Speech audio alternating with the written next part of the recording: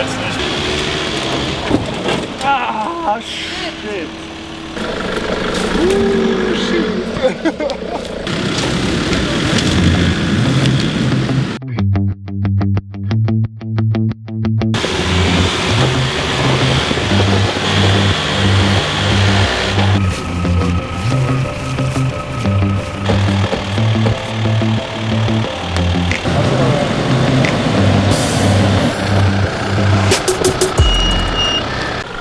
Super.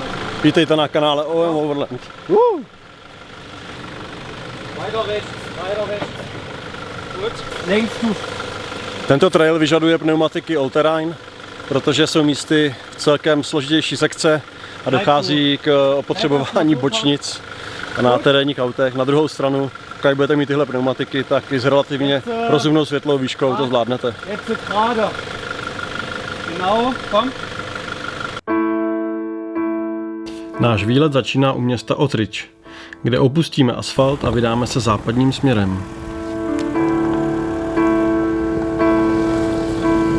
Jedná se o část vedoucí přes park Velebit s významně zalesněnou krajinou. První část cesty je triviální, odpočinková a občasné planiny vybízí k přespání. My jsme si vybrali planinu u vrcholu Oklinak.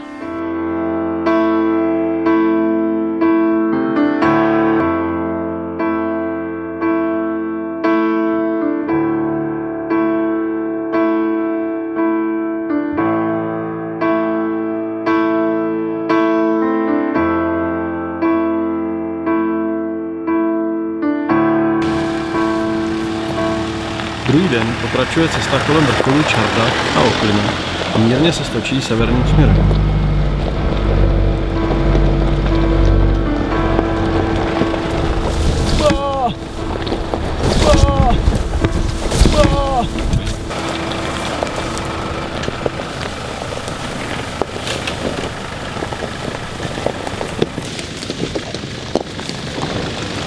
Namíříte k silnici číslo 1 a k železniční trati. Ač je cesta na mapě značená jako významná, tak je celkem významně zarostlá.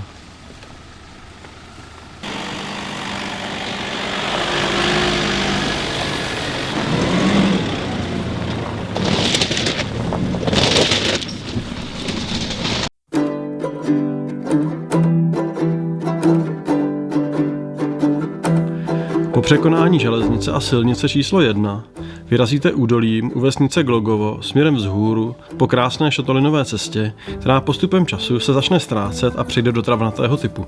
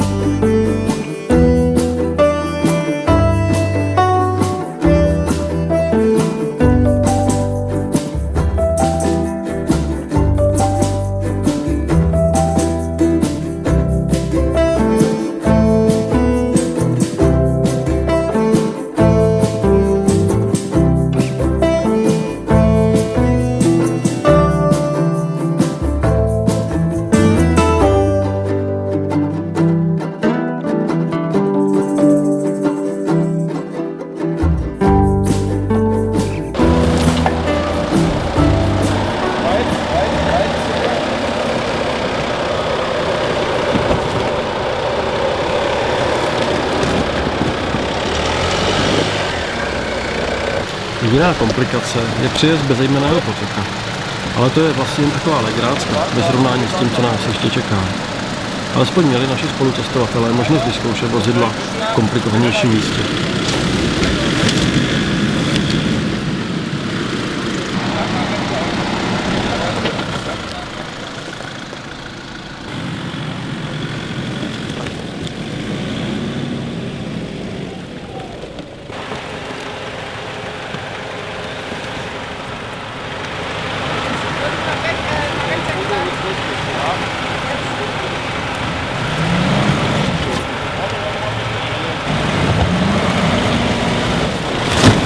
Oh, jetzt nicht mehr. Fahrt, das geht wieder rein. Fahr weiter.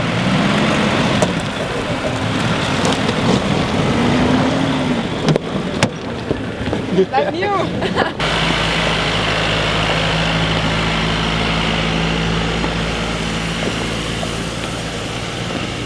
Stoupání u hory Lisac bude za Mokra opravdovou výzvou.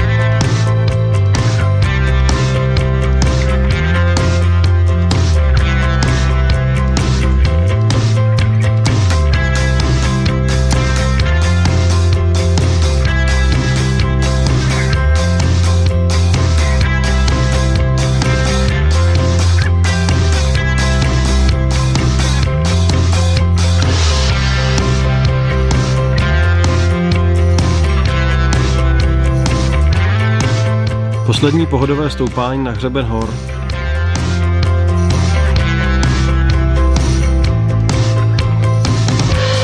Dál už nás čeká les plný offroad zábavy. Ano, tento les.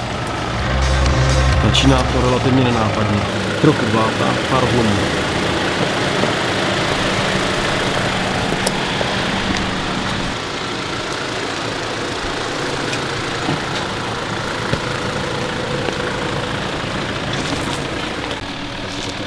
Wenn du so hier reinfährst,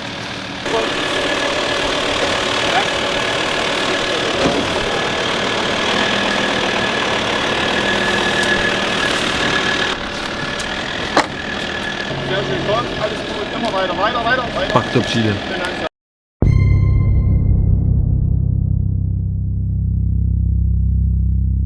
Hlavní pointa spočívá v lesní sekci, která nám zabere hned několik hodin. Pro auta širší 2 metrů je to místy dost boj, nicméně vše lze projet, jen to vyžaduje šikovného navigátora. Gut.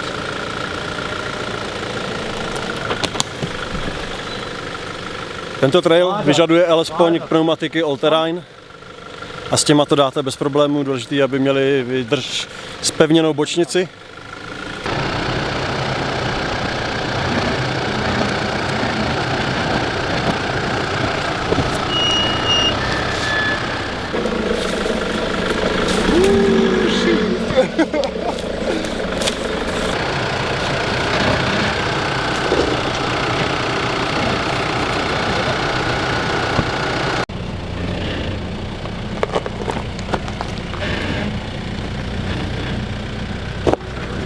Jo, dobrý. Složitost daného místa spočívá v nedostatku místa. Je potřeba kličkovat mezi kameny a skálami, celé je to okořeněné vlhkým bahnem všude kolem.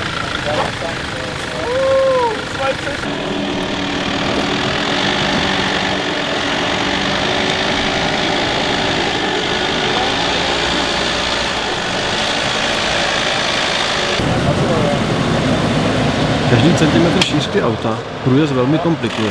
Úzké auto, lepší auto.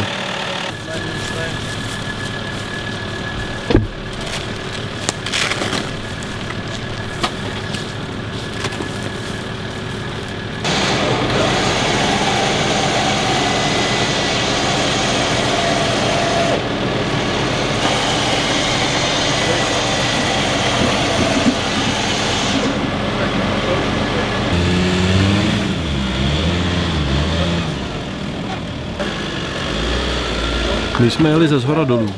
Kdo má větší offroad zkušenosti, tak bych doporučil to jet opačně. To jest nahoru do kopce, od severozápadu na jihovýchod. Na druhou stranu, kdo má 35 gumy a zesílené prahy, tak to tady předrncá o dost rychleji než naše skupina, která na tomto místě získávala dovednosti. A ostatně, Tohle je skvělý prostor na získání zkušeností s offroadem. Ganz ruhig bleiben.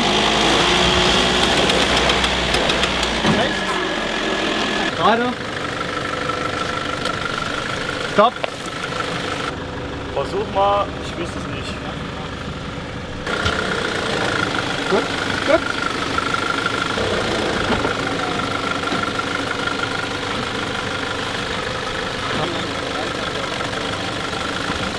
Super. Weiter gerade, weiter gerade.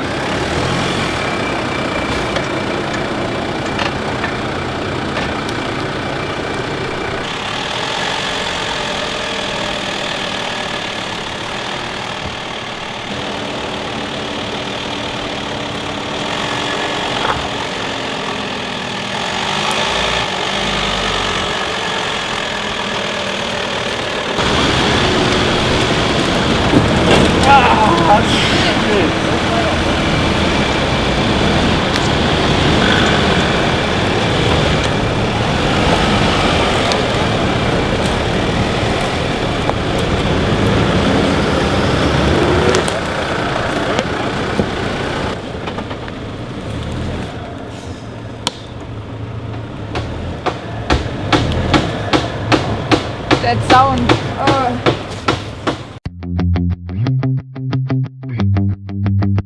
Po projetí lesa se otevřou planiny, vhodné k přespání a k uvaření pořádného jídla jako odměny za trápení se v lese.